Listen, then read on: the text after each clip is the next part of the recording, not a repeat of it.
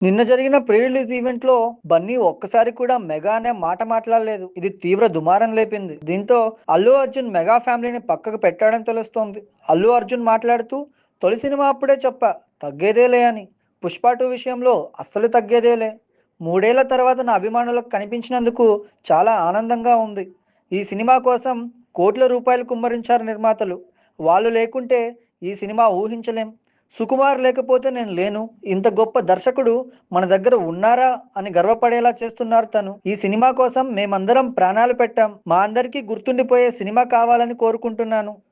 తెలుగు వారికి పేరు తీసుకురావాలనే ఒక తపనతో, భక్తితో, ప్రేమతోనే 'పుష్ప' సినిమాని తీశాం. ఈ సినిమా కోసం నేను పడిన కష్టం నా అభిమానులకే అంకితం.